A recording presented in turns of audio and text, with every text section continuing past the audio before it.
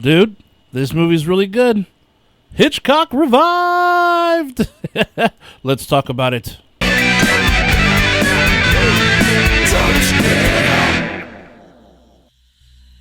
Last Night in Soho, directed by Edgar Wright, and this is his first true serious kind of film in comparison to movies like Shaun of the Dead, Baby Driver, The World's End, just to name a few. As always, folks, slight spoilers, so here we go! Alright, here's Ellie, or Eloise, who lost her mom as a young girl, and her grandma ended up raising her.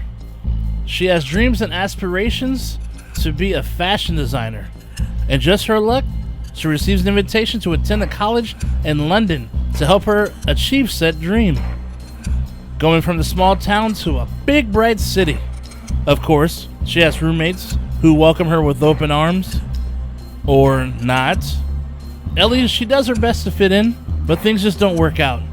And she decides to find another spot to stay at, which is at a really nice older woman's home. She rents a room that's up in the upper level. Something I also have to add is that Ellie, she loves 60s music and that era in general. She engrosses herself into it. Alright, so in her new spot, there just happens to be an old record player with, of course, 60s music. And the strange part, she is somehow able to be transferred into the 60s. Literally in the 60s. And to top it off, she looks like a totally different chick. This woman is blonde and beautiful. All the dudes want her. She's confident. And knows she's all that. Though Ellie is there in this body, but in the mirrors, you can see her own actual reflection of her true self. She meets the most handsome dude in the spot. They dance the night away and enjoy themselves. Then she wakes up, but she loves the experience and repeats it over and over. So much to the point that Ellie dyes her hair to look exactly like the girl that she becomes when she enters that world. All is good for Ellie. The world is right. No issues, doing good in school, enjoying herself, going back and forth from reality into like the 60s world and all that stuff, until that world actually begins to blur with reality. And the scary part is, she doesn't know why it's happening and how to fix it. This movie is, oh man, it's really good. The cinematography is top notch. They do some very trippy angles. The colors and the look of the movie is done in such a creative way. And just so you know, you can actually cut this movie into two different sections. The first act and the half of the second act is almost kind of like a David Lynch style movie with tripped out shots and colors and sound.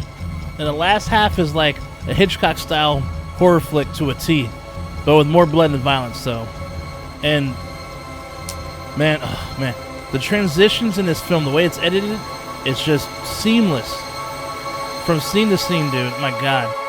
The movie feels like a throwback to when movies felt like a work of art.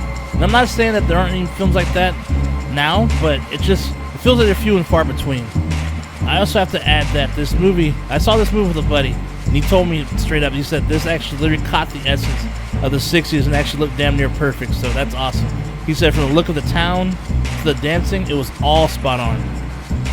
Thomasine McKenzie, who stars as Ellie, is awesome as the lead. She definitely put her all in this role. And Anya Taylor-Joy, she killed it, but she's always great. There's a scene where she had to put a dance and sing performance together, and she did an awesome job. But hey, she's no stranger to horror movies as well, right? So here's another one to add to her list. You got Mr. Matt Smith, aka Doctor Who. He played that role as a ladies' man. Boy, his character is something else, and that's all I'll say. I'm gonna keep it in that. But I highly recommend you check this movie out. If you enjoy Hitchcock-style movies with a dab of David Lynch in there, to be honest, if Hitchcock were alive, I could totally see him making a film similar to something like this. And that's a compliment. Anyhow, this is currently in theaters, folks. I implore you to check it out. And that's it for this one. Stay nasty, my friends. And remember, on the Don't Split Up channel, hell has never been so cool. Shay Nasty out. I'll see you soon. Would you steal a car? No. Would you steal a computer? No. Would you steal a purse? No. Would you steal a TV? No. Have you subscribed to the Don't Split Up channel yet? No. Viewing without subscribing is a dick move. Don't be a dick. Subscribe. Click and subscribe. It's free.